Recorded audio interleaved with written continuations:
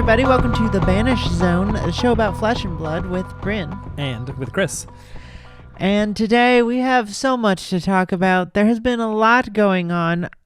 Some of it less important, and we have less to say about than usual. Sure. Well, it's not breaking news anymore, so we're not going to get we don't get to get hot takes out there. We have to have cold takes.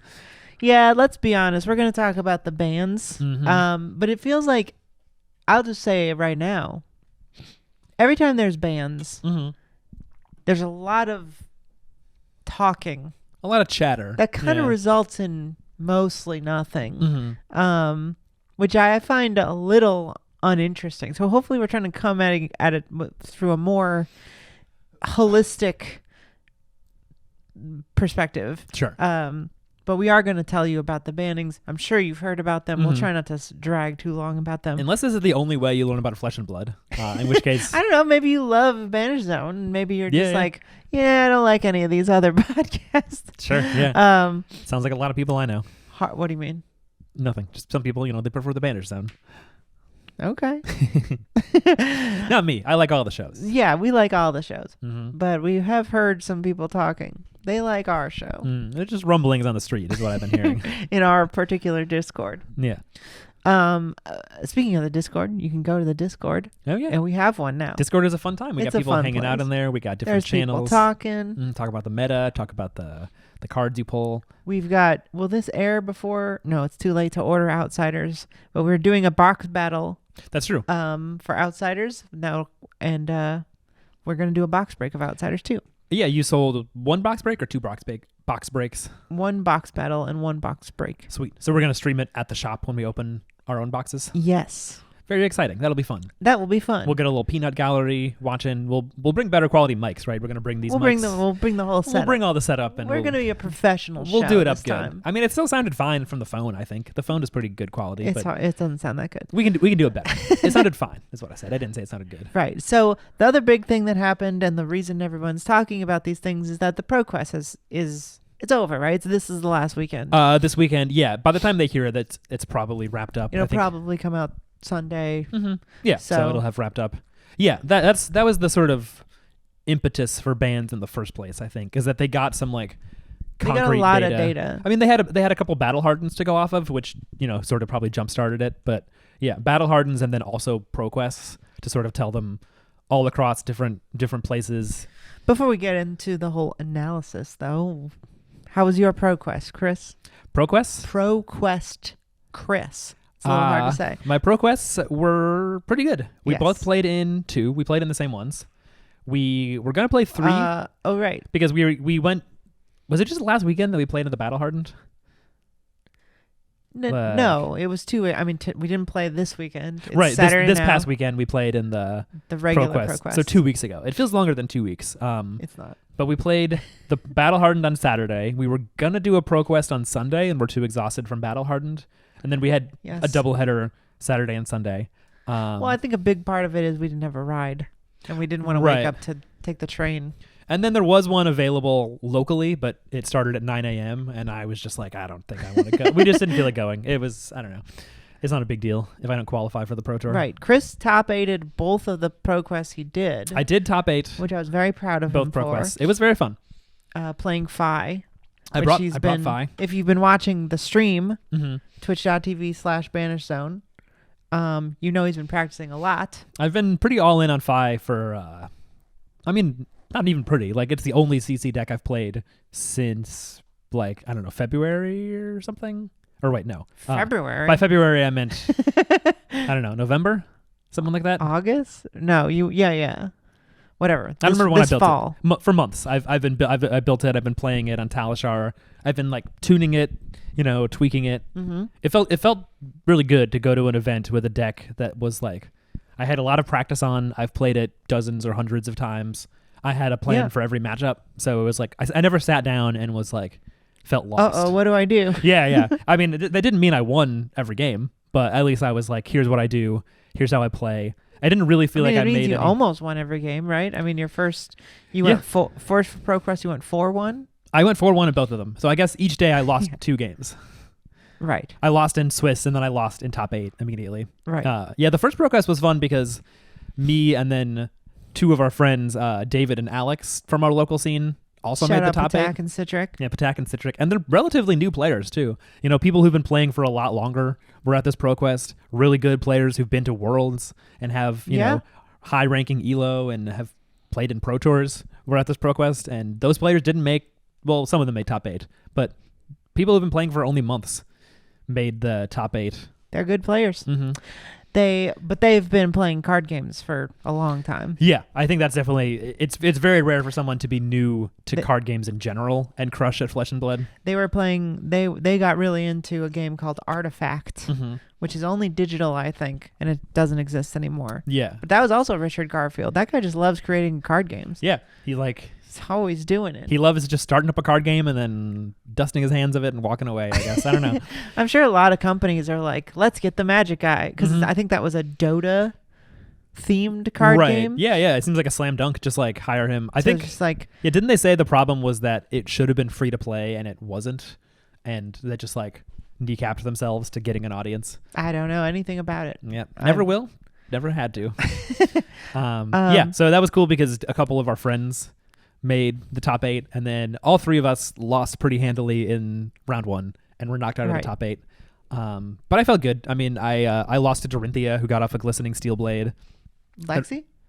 No, Sean. I beat Dorinthia in Swiss, but then I lost to Dorinthia in top 8. So it wasn't even like it was an unwinnable matchup, but it just can roll against you as Phi, and there's like not much you can really do if you're wanting to block. And then I lost to a Dash in the top 8 at the next ProQuest. Were you just letting Sean get counters? This happened fast. This was like the second turn or something. He played a glistening steel blade, and I did a lot of math and like calculated my risk, and it was like, I think I should try to stop this from hitting, because if I can, then maybe I can win. And he had a route, and so he routed away my card that I blocked with, and I'd use up most of my hand, so I lost the chance to play much. And then he still got like 2 or 3 counters or something. So yeah, that was GG basically. Like if Dory gets counters in the course of the game, like she attacks, hits, gives it go again, attacks again, gets a counter. As Phi, I don't hate that because it's not that much damage. And then the next turn, it's not that much damage. Maybe it's like 12 to 15 or something. But that's like 2 turns that you can just tank and send damage at them and then hopefully kill them. That's like the best game plan, I think. Okay. But yeah, it did not work out in that situation. I lost. And then the other ProQuest was a lot tighter of a game. It was against Dash. The guy Dave was a higher seed, so he got to choose to go second. And I got him down to 1, but he also a new player. A pretty new player, yeah. And he ended up winning the whole ProQuest after beating me. And then top 8ing the next day like you. He had top 8'd at the Action City ProQuest on Saturday, and I think he made like top 4 and lost. And then the next day he top 8'd again and then made it all the way to the end. So that one felt pretty good because the only 2 people I lost to were this guy Connor Rooney was his name. Shout out to Connor I don't know if you're listening, but he was a great opponent, very very skilled Bravo player. He made it to the top. I lost to him too. Yeah, I think he made it to the top 8 and also lost in the first round like me. But he made top 8 and then Dave won the whole thing. So like my only 2 losses were to people who made it pretty far. So overall, I felt really good. You know, I didn't win, so obviously it would have been more fun to make it to the final and get invited to the Pro Tour or win and get the gold foil. But I didn't feel like I made any big misplays or mistakes or feel like I gave away a game that I should have won. The games I lost, I felt like, well, there was one game. The very first game, the first day, I didn't put my Phoenix Flame in my graveyard. And that was believe you did that. An egregious misplay. And then I proceeded from there. That was round 1. So I was like, well, I have to win every game. Sure, I'll just do that. And then somehow I did. I just won the next 4 games, did not misplay anymore, made top 8. Good job. So that felt good because it just redeemed myself. Like I didn't have to be like, I wonder if I'd put in my Phoenix Flame, could I have made top 8? I made top 8 anyway. Nice. So, yeah, it felt, having a lot of practice on a deck, having a lot of reps, it feels good in that kind of setting because you have a lot of muscle memory that kind of takes over. You feel like you know what to do. It feels hard to make mistakes. Not hard, but like if you think carefully about your lines, then it's like sort of hard to mess up. Definitely good to be playing a deck that goes so fast because it feels like the 50 minutes is tons of time. So if you want to go in the tank a little bit, then you have the chance to like think through a turn and make sure you play something correctly. seems a lot harder to play something like Bravo or Lexi or something where like you're right, drawing that's out a the big game. reason I didn't play Icelander, even Yeah. though I played Icelander in the Battle Hardened and the Armory at the Battle Hardened or at the SCG Con. You've been playing a decent amount of Icelander, and you're definitely we're pretty good at the deck. I don't know. I didn't really feel like I was doing that good at Icelander. Mm-hmm.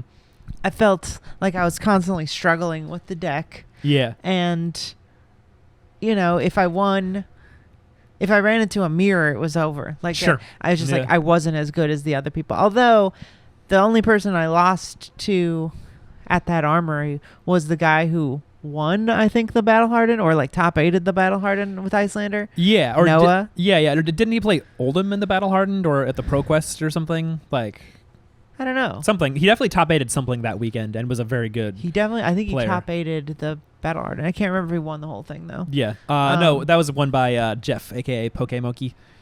Pokemoki. Pokemoki won. Yeah, I mean, I think... Oh, yeah, Pokemoki. I think He Icelander was is also nice. very nice guy. Shout out to him. Yeah, I think it's just a deck where you have to be great to actually do well with it. Like, you can't... You know, it's because I don't want to discount how well you played that. You were able to play that deck. I think you could play it pretty solidly. But that's just a deck where a misplay or a miscalculation or whatever, it just costs you a game. If the other person can take advantage of it. For sure. When So it's you have like, to be playing kind of a mediocre player to win. or is just how I felt. Sure, you got to play really tight. Yeah, because it's like most people, Icelander is the deck with the target on its back that everyone is afraid of running into. So it's Right, like, so people are checking against it, and then Yeah. it's already really hard. So it just felt like a bad idea, and I just knew I wasn't going to have fun because I Mhm. knew I didn't. My feeling was that I didn't think I was going to win. Like Right. I didn't think I was going to be able to top 8 with Icelander. mhm. And so if I was already going to be like at peace with it, I'd rather just bring something fun. So I was toying around with bringing a brute Mhm. for a while. And then I decided on Briar. Yeah, I sort of last minute, right? really last minute. We watched a video about it Mhm. and about how people were talking. I saw Zach Bunn posting about how he's like, oh, I can play Briar. Yeah, yeah. Still not. Everyone was like, she's basically living legended, and just like, well, she's not. She's not yet. If you have the cards, you should play it. And why not play it? Maybe don't buy into it right now. Although Grasp is dirt cheap right now, so I don't know. Not a bad time to buy one. And I've said on the show before, but the very first deck I ever played Mm-hmm. or bought into was Viscerai. So, and I really loved that deck. Yeah, and, you were great at Viscerai. And I don't know if I was great at it. I was pretty bad. I mean, just because I was such a new player, but Sure, you were just starting to get good when they banned him in Blitz. that's right. And then they also made him shitty in CC. No, you got pretty good in CC. You like won some games at the I've calling. won some games. Yeah, I consider that good. Winning games in a calling when you've barely played CC. That's I pretty guess. impressive. I don't know. It's hard to remember. Like, I don't remember. I remember just feeling like I was winging it. Yeah, Like I didn't have a game plan. It was Mhm. just like present damage, it works sometimes. and then just like I don't feel like I had like a mind full of like only block on hits, know every other matchup. Like I For just sure, didn't yeah. have that. Yeah, yeah. But the game is newer then. Like I'm sure a lot of the people we played have gotten way better as Sure, well. totally. Even though it was a calling. I mean, I think I mean, at least in New York City, it feels like the level of competitiveness and talent, the difficulty of other players has risen a lot within in the year we've been playing. For sure. It keeps going up. So I was like, well, I could play Briar, have all the stuff for Briar. I wouldn't have to buy anything. Mm-hmm. And then I found Nathan, what's his last name? Robinson? No, I think it's Crawford. Nathan Crawford. Who's Nathan Robinson? The guy from Current Affairs. Oh, okay. Not that guy. Not Nathan J. Robinson. Some other idiot. Nathan Crawford. I think that's his name, right? A nice man. Yeah. Who kindly let me listen to a long Discord phone call about like how to play Mhm. Briar. I mean, I don't know. I was kind of on the call with him. I'm a patron of the Card Guys, and like Right, he posted his You list. signed up that day because you were like, oh, there's going to be a list with a sideboard guide. I'll pay for it. Yeah, I'll get a little list. And it was a really good list. It's a cool list, yeah. Nice sideboard guide, and I felt like I was like, I'll have fun with this. Mhm. I played a couple games with it. Mhm.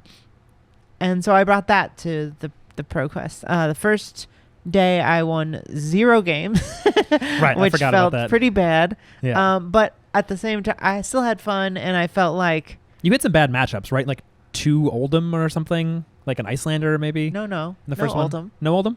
No, Okay. it was Dash, Lexi. Oh, Lexi is a terrible matchup. Lexi was a rough matchup. That is so bad. I'm so happy I dodged Lexi on both of those ProQuests. There were Lexis around, Yeah. and I didn't run into any. Didn't you hit 2 in the armory?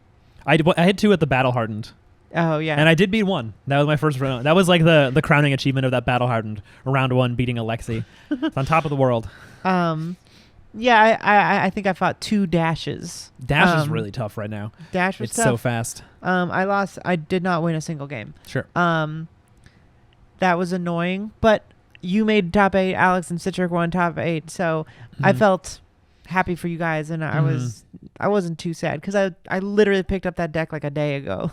So I was like, whatever. And then I went to the next ProQuest, and then I won my first 2 games. Yeah. And that was very exciting. That's cool. Yeah. Because I think people were basically saying, I don't know personally, I'm not like a gem wizard, but people were saying if you win your first gem wizard. What if that exists? if you win your first 3 rounds, you're pretty much locked for top 8. Because we were playing a ProQuest I know. with like around 32 people, and so it's like you can, if you get 5-0, obviously you're locked. If you're 4-1, you're just locked. I think there's no way because I went 4. If it's a 5 rounds, yeah. And so if it's 5 rounds and you win 3, then if you lost your first 2, it's pretty unlikely. If you lost your first 1 and then only lost at the end, it's possible. 3-2 you can like bubble, but I think if you're 3-0 at the start, it means you have such a strong record and you've been beating good players that it's pretty hard for you to not make top 8. Yeah. So my third game, there was a lot riding on it, and it was one of those games that I was fighting Oldham, and it went so long that like everyone else was watching me, and and my opponent was like his hands were shaking and my hands were shaking. Yeah. It was like I got Oldham to I think 2. Something really low. Literally he didn't have AB. Literally all I had to do, or at least I don't think he did. Yeah, I guess he probably had his Crown of Seeds. I don't know if he had AB. Yeah. He still had Crown of Seeds, yeah. But He I didn't- think I basically had to like Rosetta Thorn him once. But and you I didn't just, have quite enough life, I right? couldn't do it. I think he decked me too. You were out of cards, basically. Yeah, you were like drawing all your blues. You even had Rites of Replenishment for a fatigue situation. I know, and but I you kind didn't of quite- forgot how it worked because like I had talked to Nathan about like what exactly are you supposed to do, and he was like, well, you search for your other Rites of Replenishment, you put it on your pitching a blue, and then you can sort of recursively do that. Yeah. But you have to deal arcane too. Or you have to fuse it. I think you were just at 2 because it costs 2, and I think you'd have what to I like needed to be doing is making a rune chant, I think. make a rune chant and then attack with it and fuse it. I think you were just at 2 low of a life is the problem. By the time you got there, you were at 2 or something. I was at 1, I think. Okay, yeah. So you couldn't really keep a 3-card hand to like attack and fuse. So like It was tough. it could have worked. It was a very tight game. And clearly. my opponent was very good, and you know That's a tough matchup for Briar. He made top 8 and also top 4 or 2. Or, he didn't win. Though. Yeah, I believe after I lost to Dave, he faced your opponent, Fazio. Chris Fazio, afterwards. And yeah, he was on Oldham, and I think Dave beat him with Dash. It's kind of a tough matchup for Oldham, I think. But that was sad. But I was like, I could still bubble in. For sure. Yeah, 2-1 is but totally then I fine. continued losing. I lost to Connor and I lost to another Bravo. Oh man, Bravo was so hard that weekend. That was tough. Like, but I felt pretty good about my and I felt like if I had practiced more on that deck, I could have, and I had a better grasp on the game plan. I could have done a little better, maybe even top 8'd. Sure, yeah. But I think that's my problem is that like I'll play the best deck. I would like to play the best deck, but if it's not fun, I don't. It's pretty hard for me to really practice it. Yeah, I feel like. And what I find fun kind of is winning. Right. And if like Icelander is the best deck, if I had all of the cards for Oldham, which I still don't, I kind of think that might be more fun for me. Okay. Yeah. I feel like especially the aggro Oldhams lately, it's like you're not having to be super fatiguey and like pitch stack in most matchups. You're just kind of like, I block, I throw a red at you. I block a lot, I hammer. I throw a big red at you. It's dominated. Like you kind of just throw stuff at people and block efficiently and grind them down. Ice React is really cool.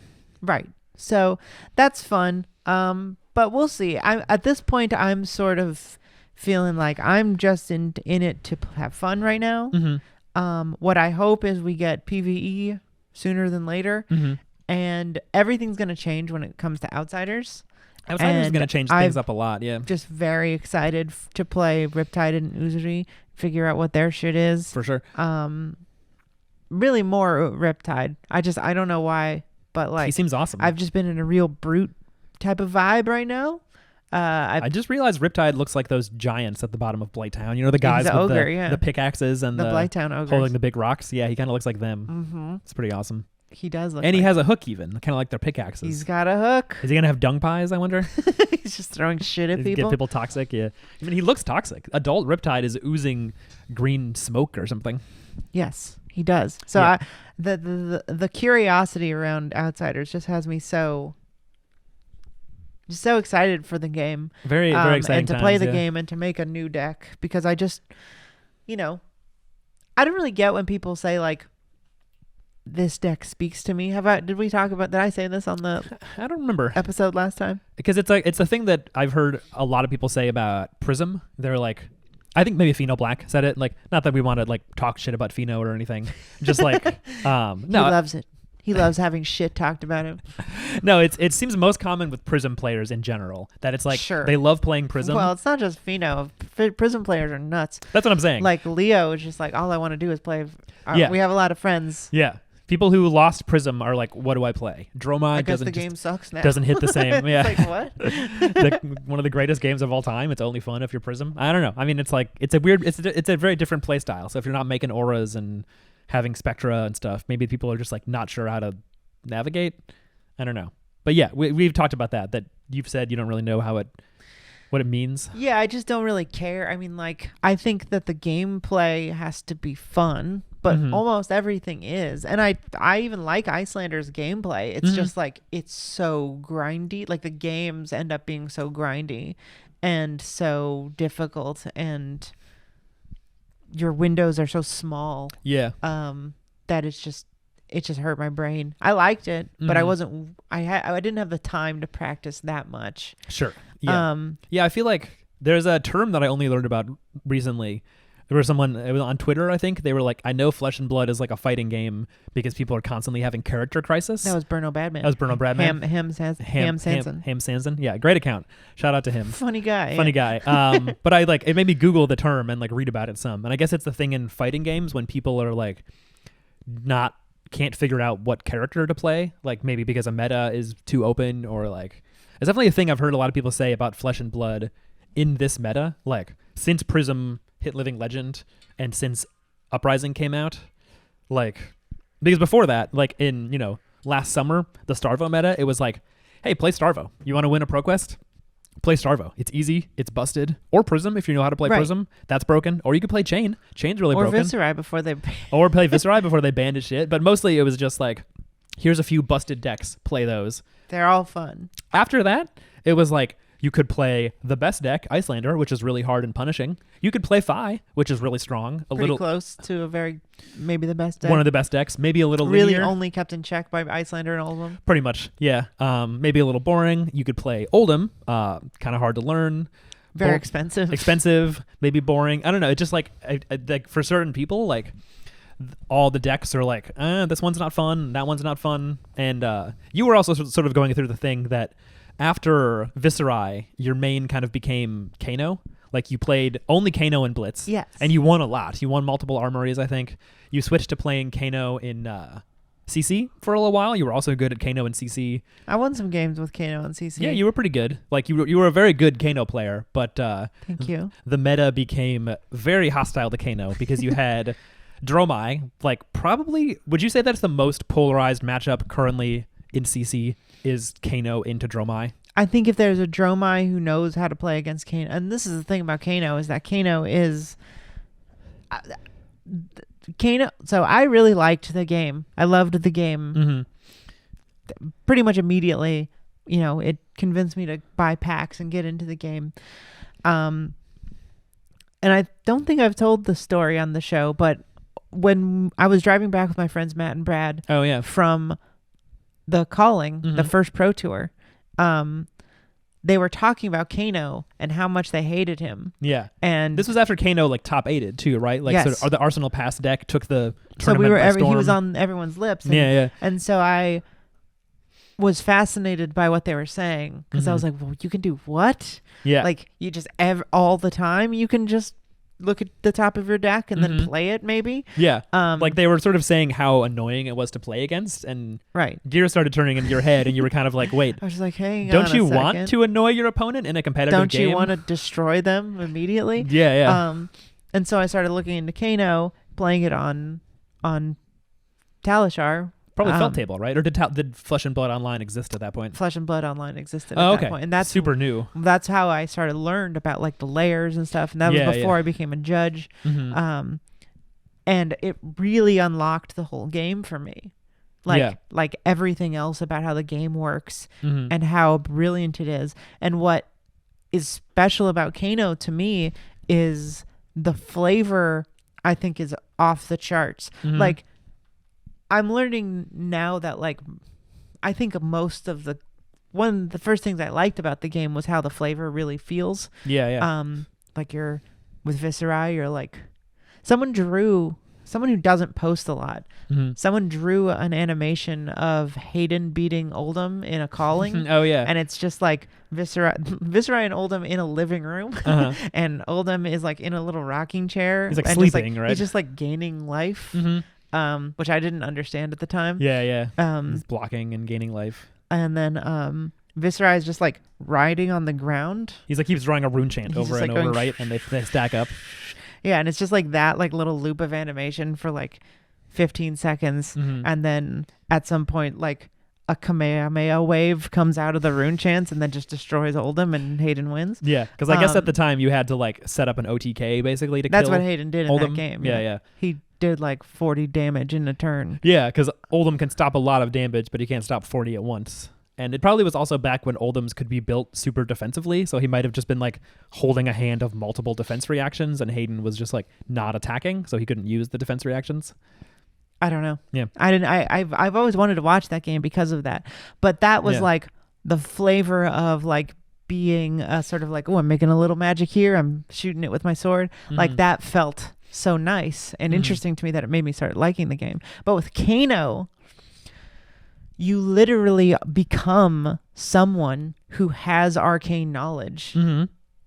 Like literally. In terms of like, okay, I put this on the stack, I respond to this. You understand the rules of the game Mm-hmm. better than your opponent, and that's how you win. Yeah. Because like the actual fabric of reality, like they're running at you with a sword, and you can just be like, you're a weakling. You have 30 life. You have no armor on. Yeah. Like in a Dark Souls game, like in Elden Ring, you can be a sorcerer. Yeah. But you don't. You have bad armor. Just wearing robes you know. and nothing. Yeah. But then you can just be like, and then You just have like high-heeled destroy boots them. on. Yeah. Yeah, you have high heels on. Yeah. But your knowledge of magic Mhm. is your upper hand. Yeah, and it's like people literally, they say the kind of thing that a warrior who doesn't understand magic would say. They say brute shit. Yeah, they're like, I was gonna kill you. You were dead. I was swinging a thing at you to presented kill you. lethal. I was swinging an axe at you to kill you, and then suddenly I'm dead. Yeah. And it's like, yeah, that was a wizard, man. They're not gonna hit you back with an axe. That's not They're how gonna that kill boss you. worked. Yeah. And just like that idea was so impressive to me that it really made me fall in love with the game kind of again. Yeah. In a deeper way. Yeah. I really liked it too as like an opponent, because it's like I got to practice against your Kano so much. Part of the reason I started playing Briar all the time is because I think at the time my two Blitz decks were Kasai and Briar. And Kasai has a pretty rough matchup into Kano. Briar has a solid one because she can run Spell Void too. So I started like running Briar, and I'm like, I learned how to play around Kano, and it feels like a very different kind of fight where you're engaged on like multiple axes. Like your turn is not just your turn. You got to be safe and like hold back blues to defend yourself and stuff. Right. And it got some wins, and then other people would just like walk into you and get crushed and be like, what happened? This Kano sucks. And I'm in my head I was always like, you kind of suck, man. Like you're not playing this correctly. But it's like, it's not that they suck, it's just that they haven't played that matchup. Yeah. And they don't know that matchup because it's purposefully obfuscated. And some people are like stubborn about it. Like I remember when we were sort of like learning about Kano, it was like we hardly ever played against it locally. And people would be like, yeah, people would get really annoyed if you play Kano. Like some people dislike it so much they will just scoop their cards and concede, which happened to me, rather than play Kano. Be like, I'm not playing that. And that was really interesting to me, because it's like this game is such a game of like knowledge and learning and skill and stuff. So it was really interesting that there's a line for some people. Some people are like, I don't want to learn how to fight Kano. I don't want to know what Kano's doing. I just want to die if I run into Kano. Which is, it's incredible. It's it's the cool, and it's like James White said that Kano was his favorite hero, and it's 100% understandable, because it's genius. Yeah, the fact that they it's one of the most interesting things I've ever seen done in any game. Mm-hmm. Like the amount of knowledge, and it would be like if Elden Ring had a hero where you had to like input like Dance Dance Revolution combos just to do something really broken. It was like insanely difficult to do. Mm-hmm. Or like you had to code or something. Like you had to like see through the matrix hack to do into the something. game code. And the fact that they were able to do that with basically the rules system that existed when they made Welcome to Wraith, Ninja. For Ninja and Guardian and stuff. Like they had to update the rules a little bit for instance and figure out how timings worked and stuff. But it's like the framework of how the game works was ready for Wizard, which I don't think anyone expected when they first played Welcome to Wraith. Right. And it's also very exciting, because I remember Brian Gottlieb saying something about that in regards to Arachne, like talking about how like he was like the game system of Flesh and Blood can accommodate so many things, and there's so many cool things coming in like the future in this game. Like all the different like classes, they clearly Brian loves to tease. He loves to do a little tease. Like who knows? They probably know how like cleric is gonna work and necromancer and they've like got all that this shit stuff being tested. Yeah, and so I'm sure all of it is like cool in the same way Kano is, where it feels like it uses just like the framework of how the cards and the interactions work, and then creates this really, really flavorful hero. Yeah, what's really interesting about Flesh and Blood in general, now we're just gushing, but like what's really interesting about Flesh and Blood as a concept is that I've never really been a part of a game where the system is so flavorful or so well designed that fans can already imagine how it works. Like people say things like, what if there was a shadow mech? And it's like, well, yeah, of course, but that would be broken. Like the most broken. But like you can be like, okay, what is a necromancer? It's like, well, graveyard. And then you have to recur, but then maybe you have like auras or allies or creatures, you know, like we have all of the pieces to imagine. And that seems also pretty unique. I mean, I don't really know, maybe there's magic stuff like this, but from what I understand from Magic players, from talking to them, like there wasn't really flavor like this, where it was like, what would a merman do? And it's like the merman is just like, there's a bunch of them or it's whatever. It's just a creature that helps other merfolk. Like. Right. But this game is so specific. Like if you are doing this is how you move your arms. This is what your legs would do. This is what your chest would do. This is what your your armor and your banish zone and how it would work, and what you might need your arsenal from. Like you can look at Riptide, and we've talked about this too. You can look at Riptide and be like, he has hooks. Yeah. We know arsenal is important to Ranger. He does have a bow, but we also know he's supposed to be trap based. So is the hook a trap at some point? And people like Bill from the Living Legend podcast can say like, what if he has like ephemeral hooks that he like creates in the arsenal and then like shoots them and they don't come back, like they just disappear out of the game state. And like the design space is it's like floating in space, where it's just like you could do all kinds of stuff, and you can follow the ideas of how they work. And that's really special. Speaking of Brian Gottlieb, we should get to the banned. We should go back to we've wandered off track a little bit. So what was banned? We have the banned and suspended announcement was moved forward. It was scheduled for January 30th, and this came out on the 24th, so it was pushed forward 6 days. And And the reason is because that it's close to the February 4th calling. Yeah, the calling in Indianapolis. Mm-hmm. Isn't there also one in Auckland or something? Yeah, there is one in Auckland pretty soon too in February. Yeah, so that's another one. I think that's not quite as soon, but yeah. So these changes take place in 2 days as of recording, on Monday, January 30th, after ProQuest season. Yeah. So yeah, you don't have to like change your deck for your ProQuests because that would be a little annoying. That would be crazy. For a calling, you do. Yeah. Right. So it's like, I think, perfectly timed. They're looking at all of the data from the 2 Battle Hardens or 3 Battle Hardens. Yeah. And that one just happened today, but same data, Oldham Mirror and Oldham 1. Yeah, and it's funny. So everyone knows the big things that were hit is Oldham, Icelander, and Phi. Yeah. The things that were banned were Belittle, Winter's Wail, Amulet of Ice, and Hypothermia were suspended. Right. Those 2 were basically just to be clear, if you didn't know, Amulet of Ice and Hypothermia are suspended. Winter's Wail and Belittle are banned. Yeah. And I've gleaned from this that banned means indefinitely until we feel like it doesn't deserve to be banned anymore. Yeah. Or like the power level starts to come up, or we feel like Oldham is too whatever. Weak. Yeah. Suspended just means it's banned until this thing that we say. Yeah. They set a thing. Now that I remember it, I'm pretty sure when we joined the game, Seeds of Agony was banned. And at some point they were like, we're switching Seeds to suspended until Chain hits Living Legend. So like, interesting. Technically, Seeds of Agony is legal currently in CC. And in fact, for a little while, before they banned bringing a young hero to a CC event, it was technically legal to play Young Chain with Seeds of Agony in your deck at CC events.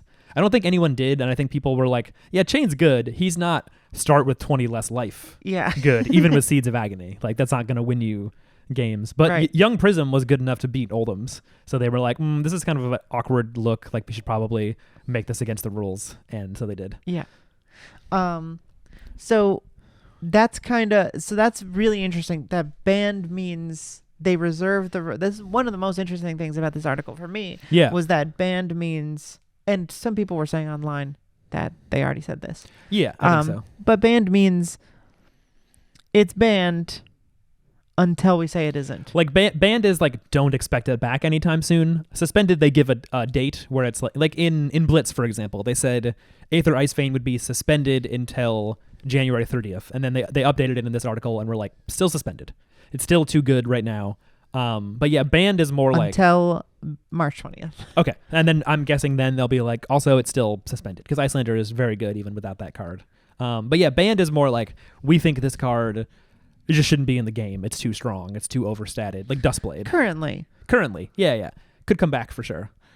Yeah. I think out of all the stuff they've banned so far, like, I feel like Belittle is probably on the level of like Drone of Brutality, where it's like it breaks the game enough that like that bad. Well, I'm just saying like Drone of Brutality is something where it's like I don't expect that to come back because it broke a fundamental rule of the game, and I feel like Belittle kind of does. Like it wasn't like so strong that it completely dominated the meta, but well, it won the ProQuest Season 2. That's true. Or just ProQuest, second ProQuest. It made Chain, an already broken deck, even that much stronger and more consistent. So I think it's just like I don't really know. Belittle is so interesting because it's like I don't know what it has to do with Monarch. Like nothing else in Monarch is themed around 3 or less power attacks or tutoring, really. So it just feels like I don't even like just a random card they had in their back pocket that they were like, let's toss this in for limited. And I feel like they just didn't consider the fact that you could put different colors of Minnowism in your deck and then find them and then just play a card that gained you pitch while also attacking. What do you think of this? Tell me. What if Belittle was a Majestic that was yellow and Minnowism was a rare that only came in red? It was just a yellow 1 for 2 and then the red one? Yeah. Do you think they would have to ban it? No. I think it would have been... Like if you can't search for a blue, you can only search for +3 damage. I think it would have been pretty good in Chain. Like I think it would have been solid in Chain. Sure. But it would not really have had a place in Phi because Phi had no interest in the red Minnowism. Phi only played blue Minnowism. Which is just like... Yeah, and Brian says in the explanation that like it's because it creates this weird like deck building strategy where you literally only need like how many blues are in your deck? 15 or 16, I think. 15. Mm-hmm. That's pretty small. It's low, yeah, because Belittle was each one was kind of a blue. It's like if I drew an all red hand, I could pitch a red, play Belittle, and then have a blue. Right. It also sort of like... And he says the trade-off between impact cards and cards that produce resources, Belittle fetching blue minnowism allows decks to cheat on their resource base, increasing threat density, output consistency, and leading to less instances of interesting game states where players have to make the most of blue-rich hands. Mm-hmm. This is the kind of variance that adds to the dynamic ebbs and flows to gameplay that we like. Variance that doesn't allow you to even participate in the game is the kind of variance we are opposed to. Mm-hmm. Yeah, and I think I don't remember if it talked about. It says it's featured prominently in Phi, Viserai, Briar, Katsu, and countless other heroes. Bruise. Bruise. Yeah, sorry, I'm far away from the computer. Like it just sort of is like it's a generic too, so it just is like you can put it in anything. Yeah, which is like not always bad. Like Sink Below goes in anything, and that is great. But it's like when something can sort of go in any aggro deck, because it also just means they have to, for the future, if this was still legal, if they're making an aggro deck, they would kind of need to balance it around how abusive can this deck get with Belittle. And I think it's fine to get rid of it. I think it's a good thing. Okay. Winter's Wail is quite surprising. That one I was not really expecting. I mean, it's definitely a card that both of us have been like, how the fuck is this card a one-handed weapon? Like, it just doesn't... I have said that. It's just like... I think I've said it on the show. They made a two-handed weapon one-handed so Oldham could hold shields. And then they gave him an insanely good shield in Everfest. Well, it was a pretty good shield in Everfest, too. Or, excuse me, in Aria, too. Sure, yeah. Pay 1 to prevent 1 recursively, along with a headpiece that pays 1 to prevent 1 recursively. Both good. Yeah. Kind of fucked up. Kind of broken in a little bit. I mean, it's like, I think Brendan has described Oldham as having Drone of Brutality on his hero ability, which is like what it feels like sometimes. Just like a hero that can block forever. It's like he has infinite life compared to other decks.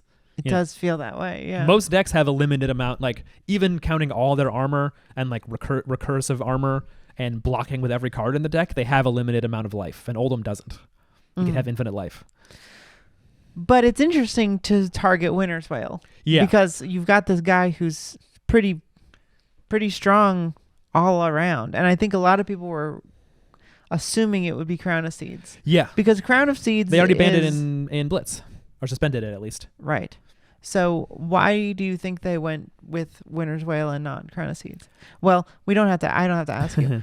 Brian, one of the things I like about this, and this is what I'm trying to say about taking a more holistic look, is that I kind of want to look at what having Brian write this rather than James, what it means for the game. And it's super interesting, yeah. And what he ended up writing. Because I think Brian's take on this is a little more... James is clearly a genius and a really nice dude and a guy who's very genuine. But I think James has a little bit more like defensiveness about his decisions. He has more of like an artistic, like he's an artist, I think, first and foremost. And also like not, it's not a defensiveness exactly, but like, I think I know what you mean. He like knows, he's like, I know why I'm doing this. You don't know why I'm doing this. Like I'm going to, and instead of like, but he's like, I also don't really want to explain it to you because there's not a lot of reason to explain it to you. Yeah. Sometimes when we've like made this comparison, or we've said this about Michael Hamilton, which is that like, he's so good at the game that he almost like struggles to explain how he's thinking about it. Like sometimes Roger will be asking him questions on the show and he'll be like, I don't know, it just is this. And it clearly like makes sense to him so much that it's like hard to explain. I feel like I get a little bit of that vibe from James White as well, that he's like clearly so deep into the world of designing this game and has it like in his brain so much that when someone is like, can you explain why you're changing this? He's like, what do you mean? Of course I'm changing that. I have to fix that thing. And you know. What do you want to know? It's like if you ask a NASCAR driver like why they're shifting and they'd be like, I had to. I don't know what you mean. And I think the power of, or not the power, but I think what's interesting about Brian Gottlieb being involved is that he is somewhat of an outside. Like he's not in James White's head the way James White is. Yeah. Where it's he's like, not even the full-time employee. He's like a... Is he a contractor? I think he's a contractor, consultant kind of.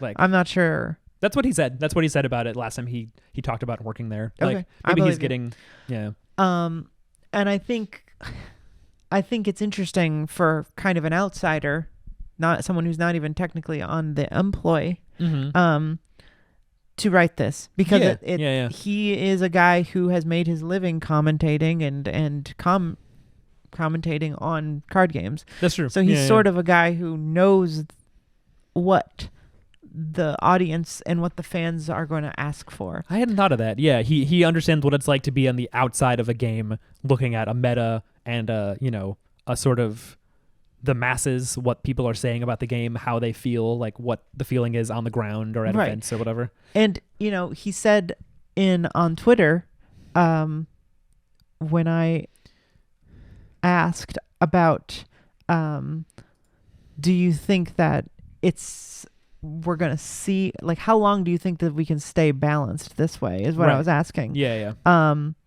Because we're in this very, very balanced meta. And he was basically like, well, here it is. Yeah. We work hard. I said, do you think this type of meta stability is possible to maintain for multiple sets in a row, or will we inevitably see another Starvo type situation? Is that even desirable? And he said, we work hard to try to head this off, but realistically speaking, it will happen again at some point. All we can do is stay learning and adapting, and in non-rotating formats, I do think too much stability and predictability can be a bad thing. And I said, I agree. The players desire little chaos. I didn't say that, but a little chaos. But I think that is kind of, I think it's important to recognize that players don't always know what they want. Even me. Sure. Yeah, I think that's true. Even Brian Gottlieb. But like, they're gonna complain, and I think someone who's really emotionally invested in people liking the game and playing the game, you mean like James? James, sure, yeah, might have a reaction to be like, oh no, do I have to change this? Yeah. Or oh no, do we have to fix this? And it's hard. It's really hard to imagine having everything you do be like, this sucks, or this is a bad change, and people liking it. But just the internet is tough that way. Sure. Yeah. Fandom I think is it's tough. really helpful to have someone like Brian being there to be like, no. People are gonna be mad. And the meme he posted that I was replying to was people saying aggro is too strong now, and also people saying control is too strong. Yeah. And he's saying, if those are two complaints that we're getting, that's good, and we've done a good job. It means things are kind of balanced. Yeah. It's funny because I've just been thinking, I've seen multiple people being like, man, I didn't like Dynasty that much. I wish we'd gotten more broken stuff like Everfest. Like, some people will be like, I want the game to be broken because it's fun to play a broken deck. When stuff is broken, other people are like, I want the game to be fair because I don't like playing against a broken deck. You know what I mean? And you can just like, there's arguments for both. It's like, but if the like game is broken. If you sit those people down and be like, are you saying you want to play Yu-Gi-Oh? Like, are you saying you want to play a game where it's just like, whoa, I got the casino hand, I win the game before you get to play? And they'll say, of course not. But it's like, that's what you're leading to if all you're doing is playing broken cards. If the game becomes broken, yeah. Not every hero should get powered up every set. Sure. You know? Yeah. Like, there should be cards you don't understand yet, because that's how Flesh and Blood has worked. Yeah. What's really cool, one of the coolest things about the game, is that Stubby Hammers got banned. Yeah. And people are like, what? A draft card from Monarch that I used in my Shiana combo for UPF. Right. Like, you could use it, kind of, but it wasn't like, wow, this is so good. Yeah, maybe Chain and Commoner or something, and if you couldn't afford a better arm piece, I don't know. But then it gets broken by some other design aspect, and they have the wherewithal to be like, oh. It always reminds me of a thing, I probably said this before, but somebody said, I like how Flesh and Blood will put out a set, and people will say it's lame, or it sucks. Yeah. And then 2 months later, someone finds something in the set that is absolutely broken and cracked and has a bunch of fun with it and changes the entire meta. And James White liked that because it's true. Like, they designed stuff as little puzzles for you to for the community to figure out. And it's like, every single time a set comes out, people are like, well, this one didn't have anything to figure out. Yeah, and it's just like that's not. It's like meta solved now. 1 week after it comes out, it's like, yeah, we solved it already. It's Yeah, like, no, yeah. you didn't. Yeah, But I wanted to say that Brian, this is something I don't think they would have done before. Mm-hmm. Is posting a 2 paragraphs about Crown of Seeds when they're not banning it. Right. To be like, to say, we could have banned it. We thought about we it. know what we're doing. This is why we didn't do it. Mm-hmm. And this is why we don't think it needs to be. Mm-hmm. This is how we got around it. Didn't they say something about, they said, given internal testing as well as cards releasing in Outsiders, we believe Crown of Seeds should remain part of Classic Constructed at this time. Yeah. Which that's very interesting, because does that mean that Crown of Seeds will be necessary for Oldhim to compete against Riptide? That makes me wonder if there's some kind of like recursive damage or like damage I've over been telling you, time. motherfuckers. Of course, that, like toxic damage I or think poison there's going to damage be or some something. sort of toxic damage. That's like the beginning of your action phase, you take 1 damage, and then Crown of Seeds could like respond to that trigger and prevent the damage or something. Yeah, and maybe Briar will want to use it too. I guess she'll be LL'd. Maybe. Who knows? She has to win a lot of stuff. I mean, ProQuest are only giving 2 points now, so it's like if she doesn't win a Calling or a Battle Hardened, and certainly has not won the last 3 Battle Hardens, Oldhim won all of them. She wins PT3.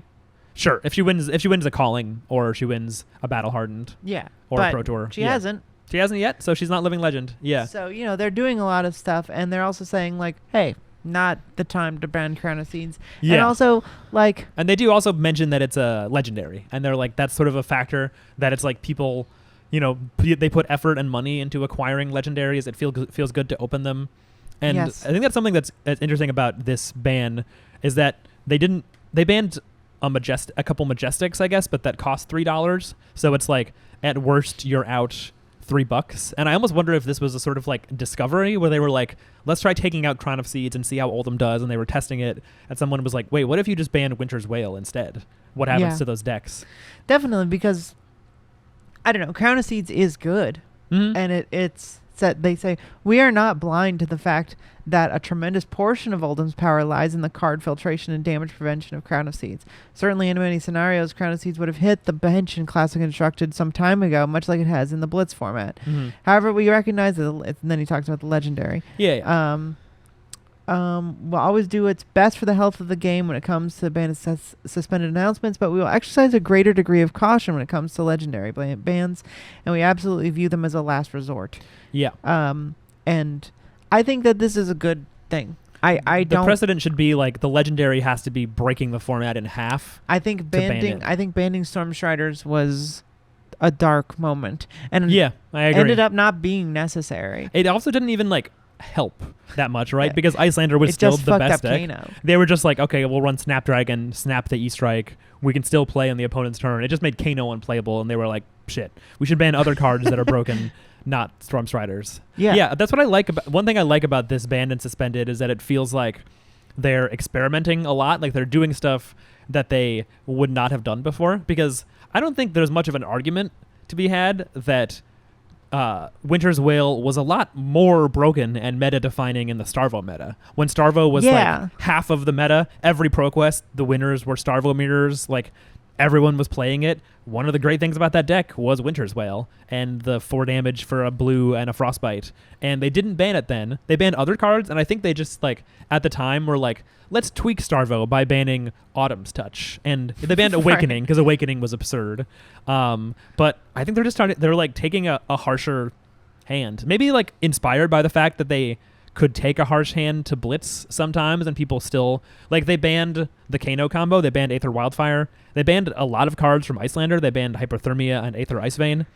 Both of those decks are still very playable. Icelander maybe still the best deck in Blitz or one of the best decks. Mm-hmm. So I feel like they were sort of inspired by that, and we're like, hey, if we just ban like a very central like common or majestic or rare from a deck, A, it doesn't like break the bank for people to replace it, and B, we've seen that the deck can still function, so let's shake things up and see what people can do. Because Oldhim, I feel like, in some ways, he feels like the most banned man in Flesh and Blood. It's like what's happened so far? They've banned Awakening. In Blitz, they banned Crown of Seeds. Now they banned Winter's Wail. Yeah. They, Elemental Guardian in general, if you count Starvo and banning Autumn's Touch, They banned Pulse. It's Pulse. back. It's back, Pulse is though. like one of the best cards in the deck, and I don't know. It's like every time they ban stuff, it's like, oh no, Pulse, his Oldhim suck, and it's like, no, actually, Oldhim can be fine. He just builds Pulse it in a of different way. Eisenloft. Pulse of Eisenloft. Yeah, sorry. So it sort of feels like, maybe there's just certain heroes that whatever you ban, their hero ability and their card pool is still good, and they can just kind of figure out like what to do. Yeah, I don't think that he's going to be. I don't know. I think Winter's Wail really hurts Oldhim.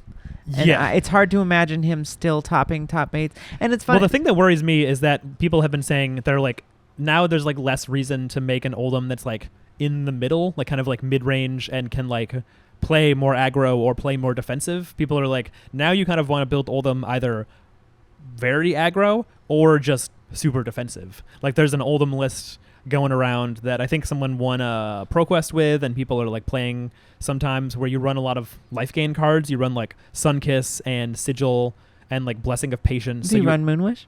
No Moonwish, just Sunkiss. So you basically have like 50 life, and then you have more Earth cards, and you Earth React, and you just like can fatigue and set up a win condition and crush people that way. And that like arguably that's where you have to lean if you don't have Winter's Wail, because you don't have like a disruptive attack. So you got to just like gain a lot of life, and we'll see. It's like they might have just accidentally incentivized like an even more annoying way of playing Oldhim. Like I think, to me personally, there's nothing more annoying in the game than having a game drawn out towards fatigue, and also possibly towards just like the clock. Like if someone sits down and is like, I'm going to play Oldhim and gain a bunch of life, and you're forced to play super fast to not run out of time. Very annoying. Makes me wish there was a way to like extend the time for rounds. Makes me wish that there were heroes that just died faster. I don't know. I don't know what I wish exactly, because there's no perfect solution, but very annoying. And I hope we don't become like toxic life gain Oldhim mirror is the meta. Yeah.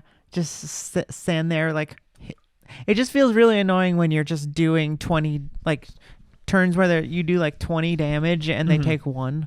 Yeah. Like I did that to the Oldhim at my ProQuest. Oh, he like played staunch, and I had like a 3-card channel Mount Heroic turn where it was just like 7, 7, 7 Rosetta. He took 1. That's crazy. And it's just like, what did he play? Do I do? Unmovable? Staunch response? I don't even remember. Like, yeah, just something crazy. Earth React, Ice React. I'm not good at playing Oldhim. Maybe I could have done that some other time. I'm just not sure. No, it's crazy but sometimes. That's something I dislike maybe more than anything in the game. It's just like, okay, what am I supposed to do if not hit you? Yeah. Like, is there a secret third thing I can be doing? Yeah. Save up damage for an even bigger hit. I don't know. It's very weird. So I don't know. I think I trust the Manor podcast. That they seem to be pretty like, this really fucks up Oldhim. Yeah, they were like, Oldhim. Some people have said Oldhim will be okay. Like, yeah, Manor Roger was like, Oldhim is Arachne tier now. Right. And I don't know. I think was also surprised Roger is he says things hyperbolically sometimes. Sure. So I don't know. It's hard. Yeah, that's the thing. Nobody knows yet because no one's had time to really practice. So we're living in an unknown And meta. As we always say, anytime they ban anything, everyone jumps ship. That's true. Regardless. People assume the deck sucks now. It happened to Fi. And Fi is very clearly was still great with Belittle, but they banned Stubby Hammers, and then there was a period of like a full month where people just like weren't playing. They're like, nah, Fi sucks now. And it's just like, okay, no, wrong, incorrect. And everyone who said that was wrong. And it's like, learn from that. Right. And people are saying that about Icelander. Like I've seen people be like, I think Icelander got hit the worst. And it's weird because this article... Of course, everybody's going to say that the person they like got hit the worst, or, sure, whatever. Yeah. They're going to have... Everyone's going to have different opinions. We won't know until we get to... Really, until we get to the calling, which will happen pretty soon. I will say, if there's one thing that is disappointing about how this all shakes out, like, I get it that they've said they don't want to ban cards for individual decks, and I get that because it's like the idea of being like, okay, if you're playing Icelander, you can't play Amulet of Ice, but if you're playing Lexi or Oldhim, you can. This card is banned in X deck, but not Y deck. I get that they would rather just suspend a card blanket, but it does suck that this is like the second time that Lexi has gotten like has caught a stray in bans where she was not abusing What Bolt. did they fuck me for? What did they fuck me for? Say fuck Briar. First, Ball Lightning was banned, and so suddenly Lightning Lexi is like basically not a viable Just archetype. trash, yeah. Because there's not that many Lightning cards in the first place. Ball Lightning is clearly the best one alongside maybe Lightning Press and Surge. At this point now, it's like you can run Lightning Press, you can run Lightning Surge, you can run Heaven's Claws just to have a Lightning card in your deck, but it doesn't really do anything. Mm-hmm. And then now Amulet is banned, and Lexi was a deck that could make good use of it. It was very powerful. It was a way of taking cards out of your opponent's hand that otherwise could just be used to smash your poor face in that can barely block. Like, once again, Lexi has had a card banned from the deck through no fault of her own. And I think it's a shame. But I think Lexi is still in a good spot. That's also the danger of making the sort of really cool draftable format of you know, having people who are earth and ice, and then ice and lightning and lightning and earth. I hadn't thought about that for outsiders. There might be some situations where it's like if there's some, you know, if the frailty curse is, or disease is Arachne and Riptide, like it's very possible Riptide is going to be fucking broken, and then young Arachne will suffer, which won't be as bad because he won't be a CC hero. But yeah, true. That I feel like that's going to happen. Or Ninja, you know, it's like Ninja, you know, if people are right and ice decks have gotten a lot worse and suddenly Oldhim isn't like a meta gatekeeper, maybe Katsu becomes really good, and then it's going to get new cards and maybe like new specializations and then get busted, or there's going to be like assassin ninja cards that all of a sudden Katsu is breaking in half. I don't know. Yeah. It's dangerous because you really have to balance stuff and they've done a good job. I mean, they're I don't know. I don't know how much it feels like. I haven't been in another game before, so I can really only say from flesh and blood, but like it feels like they haven't banned to ban too much. No, not really. I don't think so. It's like they're banning stuff. I saw some takes, like some people on Twitter who like didn't have an avatar were like, I just bought into Oldhim. This is so fucking annoying. I don't want to play this game now. Like, there's always going to be people who are like pissed that you had to ban stuff. So pissed. But I think the fact that the last 3 battle hardens that have happened, including one today, the finals was an Oldhim mirror, and also the ProQuest stats where it was like in week 1 it was like Oldhim was the 3rd or 4th most played deck and he got the most wins. Like, it's just weird because I didn't know. Like, I feel like I keep my finger on the pulse of this game pretty closely, and it just, I think everyone was sort of like, oh yeah, I guess he is sort of dominant. Is Oldhim good? Yeah. Yeah, I mean, he is good, but it's like, it kind of felt like just good players were playing them because it was open and they could. That's kind of how I felt. Yeah. Did you? I still am not sure that's not true. Yeah, I think. I guess it must be because of the conversion rate. The conversion at ProQuest. Yeah. Did you listen to the new Arsenal Pass by chance? Not that I want to do a free ad for another podcast, but there's a funny. We love all the podcasts. We love Arsenal Pass. Unlike folks. Certain other podcasts, Logan, Derek, we do have free ads. That's actually true. Check out Arsenal Pass for only $10.99. Anyway, what I wanted to say is we're talking about the bans on the new episode. I was listening to it yesterday, and Brendan was like, yeah, you know, people have been saying online before these bans that this is a really open meta and everyone was viable. And Hayden was like, those people are delusional. And I was kind of really? That's what he said. And it was like sort of like Hayden is a pretty like even keeled kind of guy. So for him, he wasn't like pissed or anything, but he was just saying it like emphatically. He was like, those people are delusional. It's not. It was not open. And I think it's interesting because like I feel like they were saying that just a couple of weeks ago that it was kind of open. Well, I think I remember them talking about this at the Battle Hardened. Like Brendan was saying like, you know, it's an open meta in the sense that people are playing a lot of decks. Like the Battle Hardened when we went in New Jersey, all kinds of decks were there. It was pretty open field, but there were no Azaleas or Lexis or Boltons or Dorinthias, you know, in top 8. There was right? Like, you know, it's like in the top 8. There was Dash, Icelander, Oldhim, and Fi. And a Briar, I think. And Battle Hardened leads, I think it was 5 Oldhim, 3 Icelander. Ugh. So it's like when you give like, and it just sort of, when you think about it, it makes sense. It's like you go to an armory and it's 3 rounds. If you want to win, you got a 3-0 and then win the playoff, or just 3-0 or something. I think it just felt really open and no one knew what to do until the ProQuests. Like people were just sort of playing decks they wanted to play, and not a ton of people wanted to play Oldhim, but some did. I guess looking back, it was sort of like people are like, I hope I dodge Oldhim. Yeah. And it's like, well, you're not going to if you're going to win. Yeah. And it's also just like what people like the meta is what people choose to play. So it's not necessarily going to be actually like the best deck is more played or the worst deck is less played. Right. Like, but I think that must have been how it worked in other games, right? Because possibly, like I feel like people look at the spread of what everyone did play and it's like, look at how open. Yeah. But then when you look at the winnings, it's like, oh, it's all ice. Yeah. It's like Oldhim or like certain decks are all winning. There was an interesting thing that I saw Yenji say on Twitter a little while ago when someone was talking about like the top 8 data and like what was happening in the meta, and he said, he said week 1 of the skirmish season before Viz banned, he was 16.5% of the field, 15% wins. Kasai, 13.5% of field, 10% of wins. Format was wildly imbalanced. Stats lie. Which I thought was interesting, that it's like, this is when Viserai was like so clearly broken in the best deck. And it like speed ran through the skirmish season by the end. Right. And maybe like as it went on, people realized like, oh, this deck's broken. You can win on turn 1, and started playing it more. But it's like week 1, it was only 3% less people playing Kasai. Not broken. Not a broken deck in any way. So I thought that was really interesting. Broken. I mean, that's after Everfest. Yeah. A good deck for sure. It feels pretty tough in when aggro. She gets a good blood on her hands turned off. But yeah, it's like there's a lot of desire to like play your favorite hero, and it's like you were more able to, especially locally, if there weren't a ton of like Oldhim mains that showed up to armories. Maybe there was one Oldhim at the armory and you could beat them, and so you're like, I'll play the deck I want to play. I'll play the deck I want to play at a ProQuest. Yeah.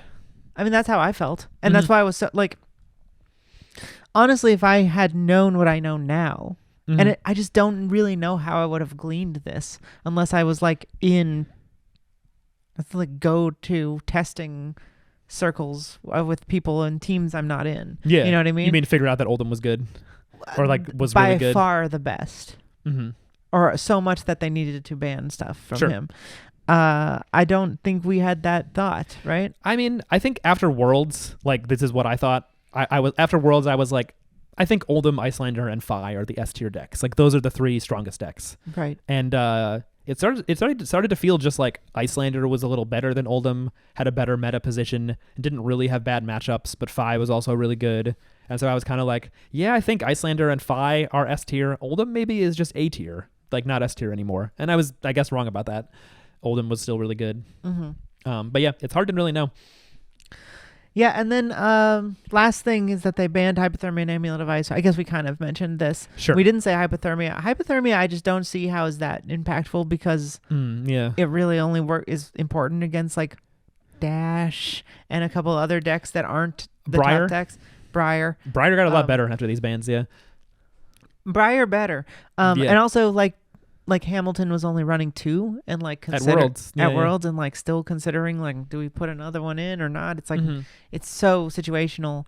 Yeah, I'm very curious to see what happens with Icelander after this and Oldhim. I mean, really all these decks, because it's like as a Fi player, it's not like the deck falls apart without Belittle. Amulet of Ice is an incredible card, and it did feel unfair. It's pretty. And I get good. Why they don't want her to have it, because it costs nothing to put out, and if you have this and one Insidious Chill at the end, you take their whole hand. Yeah, it's really, over. really powerful. It's just over. It's a really powerful it's like, effect. Oh, you wanted to block some of this? Too bad. Yeah. You are taking all 9 of this to the face. Yeah. Or whatever.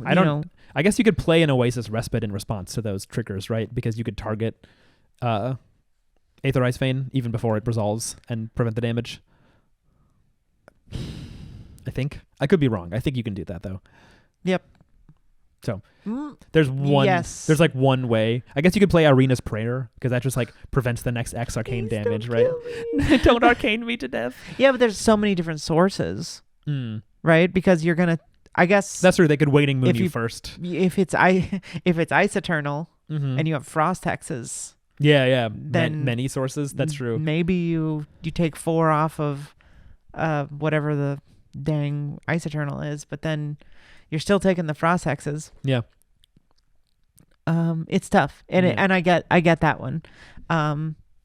It definitely sucks for Icelander players, because it's just like now it's much even harder. Yeah. To get through, but Yeah. I don't know. And Michael sounded like he wasn't going to play Icelander. Yeah, I was actually really surprised about that because my assumption was like Michael Hamilton would be like, well, these cards are good, but here's why I think Icelander still beats up on these decks. What he sounded like was basically like Icelander used to have no bad matchups and now she has some. Like because he was like Dromai was a little tricky, which is I think it's very funny that when like someone's a savant at a deck, a matchup that's like a nightmare, they're like, yeah, it's a little hard. It's hard. Like the way Yuki used to talk about Lexi into Prism was like, it's not so bad. It's winnable. It's 50-50. And it's like, sometimes it does not feel 50-50 when they have like a Genesis and a Shimmers of Silver on the board and you're like, I guess I'll shoot one of those, deal you 0 damage, end my turn, and then take fucking a Herald to the face. But yeah, it seems like now Dash is pretty hard for Icelander. You kind of have to hope to dodge Dash.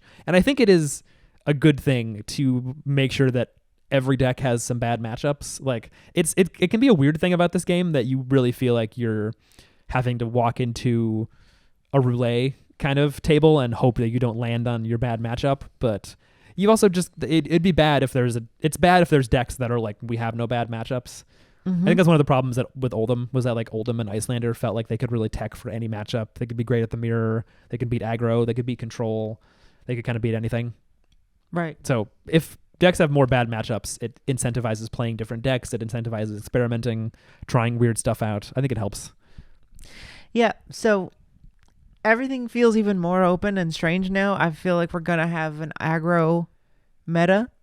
I don't think the control is gonna be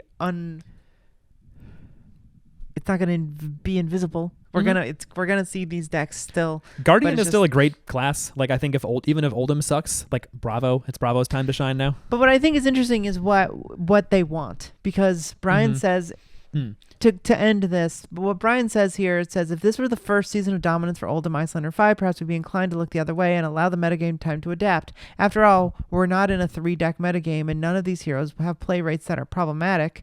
At this point, however, things simply feel stagnant. Furthermore, we recognize that our ice heroes can occasionally create polarizing experiences where one player has an inordinate amount of control over the flow of the game. It's important that these strategies remain viable in Flesh and Blood, but we do not blame anyone for wanting to play against a few less frostbites for a while. Now, that's sort of weird to me, because Brian also said on Twitter, like, they definitely also were dominant. Yeah. Play rates that are it says none of them have play rates that are problematic, but it kind of seems like they did too. I guess meaning like maybe like it's more clear something should be banned if it's like 60% of the field or something. Is maybe what they mean. That it's like in this case, it's not like every single person was playing them. And I think that was part of the thing is that like Oldhim and especially Icelander, you needed to be really highly skilled at the deck to play it well and to win. So not everyone was bringing it, but the people that were and that were good at the deck were crushing ProQuest and they were crushing other decks. And it's like Hayden said, like people were a little delusional and they were like, yeah, the meta's wide open. Like other decks can compete. You know, Azalea can be good. You could play Dorinthia. Like Dorinthia won, you know, a lot of heroes won ProQuest. Like Arachne won a ProQuest. I think Dory won some. Lexi won some. But none of them won at nearly as many as Oldhim or Icelander. Yeah. But I think what's important is that they are going to try and make the game interesting over everything. Like if people feel like, I don't know, this is kind of boring, like if they think that's what's happening, then they're going to shake it up. For sure. Yeah. And that's weird. It's interesting. Yeah. I don't know if people love that. Like I think a lot of people who play card games have this feeling like they should just do what's best. And it's like, well, what is that? Yeah. What does that mean? It's not chess. Like it's got to be a little wild and crazy sometimes. Yeah. But yeah, they want it to be not stagnant. They want people to have puzzles to solve. That's the point of the game, I think. Yeah. Is that they create stuff, they create products where the point is figuring out what the best thing is. And if you're not figuring out what the best thing is, then we're going to change it. Yeah. And I see that. I can see that. I have no idea. Who do you think will be at the calling top 8? Calling top 8? I think we will definitely see. I think we'll see Dash. I think we'll see Bravo. I think we'll probably still see at least one Fi, and maybe Icelander, maybe Oldham. No, Oldham? Maybe Oldham. I mean, he's still good. I don't know. It's really hard to say. It's also like there's not really a ton of time beforehand to like make an audible like change. So it's like if you've been practicing a lot of Oldham and you lose Winter's Wail and Hypothermia, are you like, let's just toss in Titan's Fist, test a little bit, tweak the deck, and then bring that? I don't know. Dual wield Titan's Fist? If only you were allowed. Oh, yeah, you could dual wield Titan's Fist. You can. Yeah. What do you mean if only you're allowed? I thought I was thinking you meant dual wield shields, which you're not allowed to do. Why? It's just in the rules. You can't have two offhand equipments. I guess the idea is that it's in one hand. Dual wield shields. Yeah, double. But you can dual wield Titan's Fist. Mm-hmm. I don't know why you would. I don't know. Imitate a Kadachi. Give yourself a Quicken token. Play lead the charge and then play something with go again and then swing them both. Yeah, Quicken tokens. Yeah, that would suck. That'd be fun. But yeah, so that's all the news that's fit to print. Mm-hmm. Really what I want, I think that it's fine. Is all this to say. Yeah. I think they're doing a great job communicating. I think that's what's really cool, that they're doing a really good job communicating, and they're doing a good job shaping things. And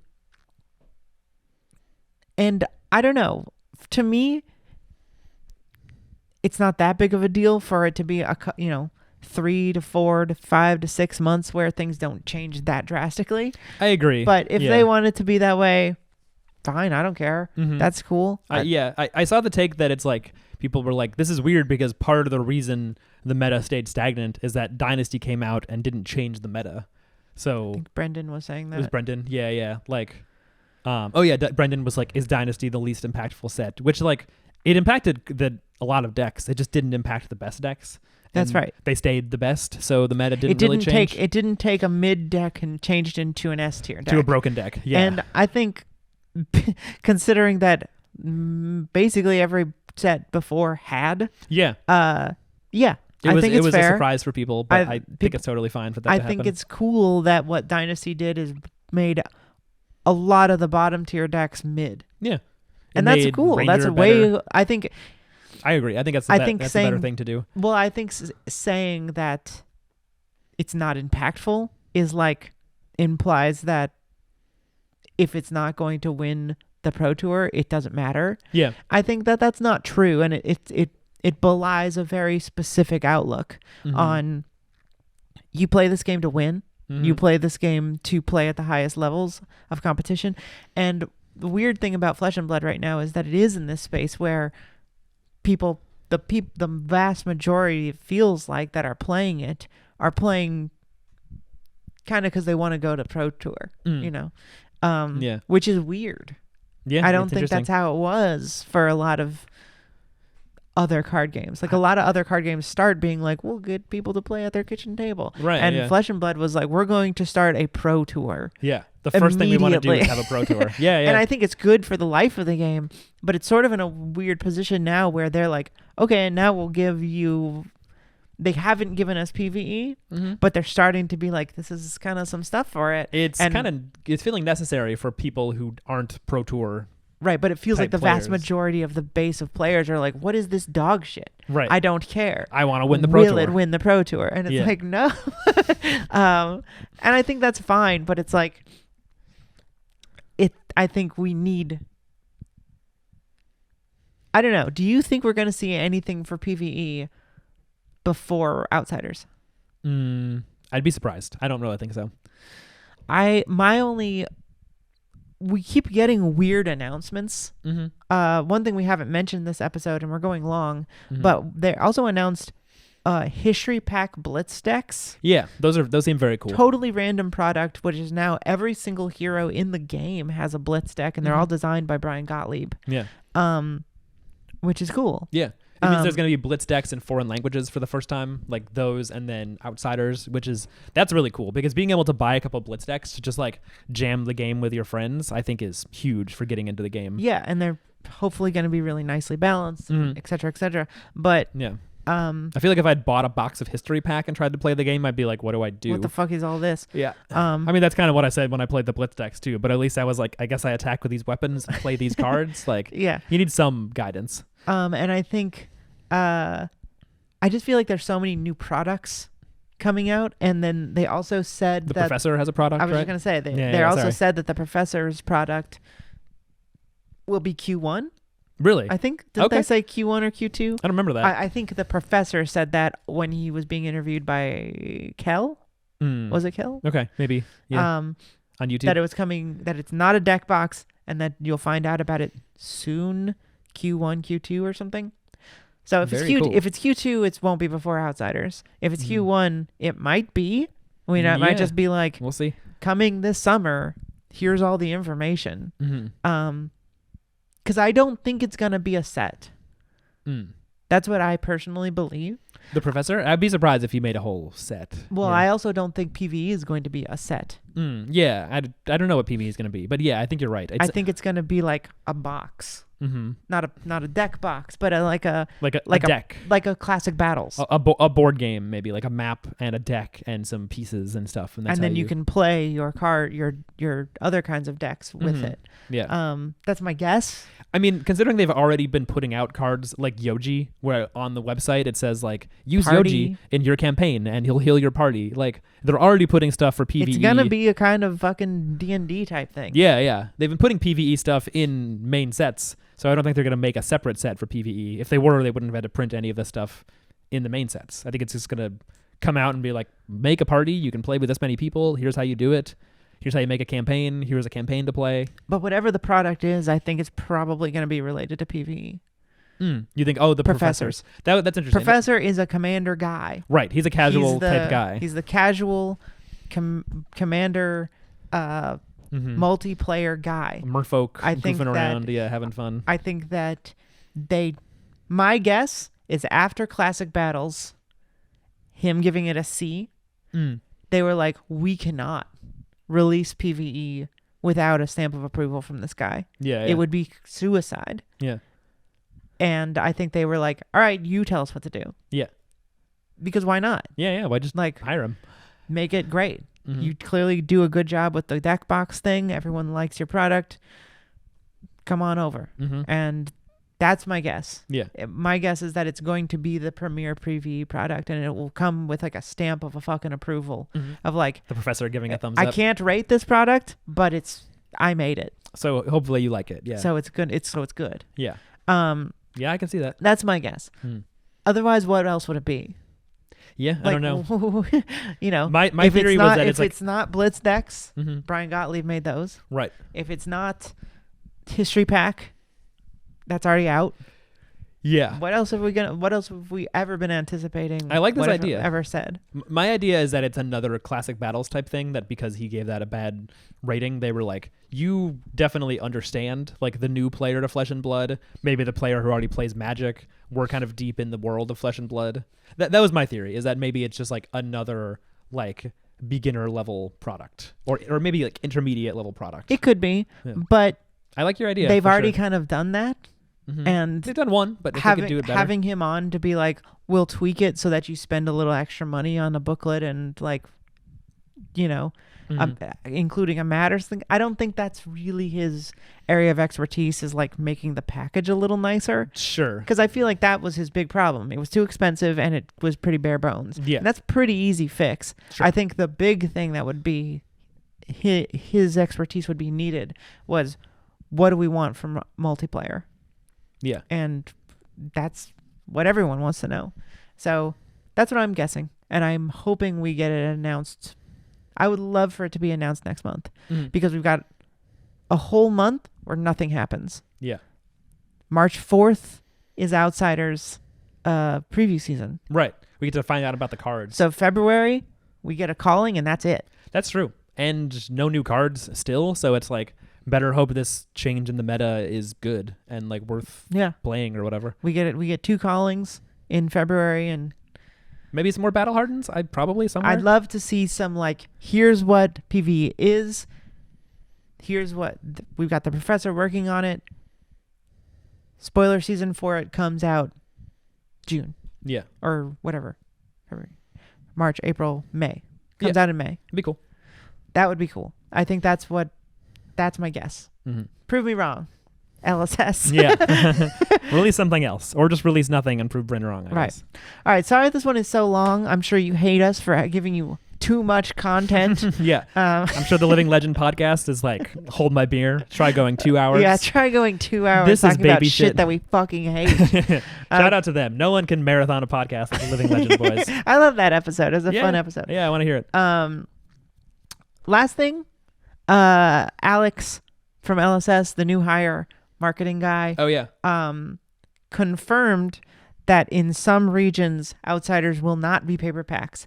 And that hurts, but it was clarified that it was because it was made, History Pack was made in Europe. Mm-hmm. History Pack 2 was made in Europe and designed to be distributed in Europe. Mm-hmm. And though that factory has the paper packs, and other factories in the country that they use don't. Okay. And they are trying to get them updated to have them. Yeah. And they will, at least for the next set, every single one of them will be paper pack, but not now. So they're trying to switch completely over to paper packs, but it's not ready yet because of factories. That's totally understandable. And I think it's totally fine. And I'm glad they just came out and said that, because you don't want people complaining for thinking that they're going back to it, because just say what and this is what I'm saying. I think having people like Brian and Alex and people who know how to communicate, that's really important, because to me, it's great. Those are really important things. Like the quality of the games, you don't want to feel like they're going backwards. You know, you don't want to feel like they don't care, they didn't hear you, because the community loved them. Like everyone was raving. I'm sure they got all the feedback. But if you don't say, we hear you, we're switching over, we fucked up, you know, the factories, we'll never change back. Yeah. Whatever. You know, that I think the communication of saying, this is how we want the product. We hit a little bump where in some regions, they didn't even necessarily say America. They just couldn't put it on the thing for all of the... Right. Yeah, because that was how you... the alarm bells were when the product release sheet. You were like, it doesn't have the little paper thing that says paper packs. Right. Maybe they just always do, and they just there was no need to say. Yeah, and people were like, rule of threes. After the third one, you don't have to say it. But no, that's not the case. They were admitting tacitly that they might not have paper. It is coming out in Spanish, Italian, German, and French, and English. Very cool. That's 5 languages. It's incredible. Some of those places won't have paper packs. I don't know if that means the English ones won't. He didn't say. Don't pester him. We'll find out. Yeah, but we'll see. If it doesn't have paper packs, I'm not going to complain, because it means they're trying. They haven't been able to do that. The other packs aren't the worst. It'll be fine to play draft with some worse packs. We'll complain about it. I was looking forward to more paper packs, a new set with paper packs. If it's not in English, then boo-hoo. But I'm happy for the Europeans. Yeah. I'm happy for the new players who get the paper pack. So, cool. That just means from now on, after Outsiders. I have a feeling Outsiders is going to be my favorite set. You think so? Of all time. I think it's gonna be cool. So it's just going to be that little bittersweet, that something that will probably be my favorite set, and one I actually want to draft won't have paperback. Sure. I'm hoping that the English one gets it. Hopefully it will. It'll be cool fingers crossed. Yeah, it'd be cool if it doesn't at first, and then eventually it does, and then you're like, finally, paper again from my favorite set. Let's do a draft, fellas. Yeah. So that's cool. I just wanted to thank Alex and everyone at LSS for clearly continuing to try to be better at communicating and marketing and PR, or however you want to say it. They clearly are putting a lot of effort and time in getting people on board who know how to communicate. And yeah, doing a great job, everybody. Keep killing it. Anything else you wanted to say? I think we should wrap it up. We don't want to keep our people waiting forever for the end of the episode. They got to get to their other podcast. They got to get to their other I know you have a lot of podcasts to listen to. Yeah. Okay. Well, thank you so much for listening, everybody. This has been Banish Zone. I'm Bryn. I'm Chris. You can follow us on Twitter at Banish Zone and at Blue Plunder Run. It's Chris's at. That's a me. I keep wanting to say Patreon. That's not a thing yet. But do hang out with us in the Discord. Discord's fun. I've started taking orders for box breaks there. If you want me to open on YouTube live, you can just go on the Discord, say hey. Yeah. ask me there and we'll figure it out. You can still use the form if you'd like. But just we're hanging out in the Discord, so it's a cool place. It's a fun time. I think that's all the plugs. You can listen to my other show about movies. It's called Generation Loss. Until next time, you are banished. You're banished.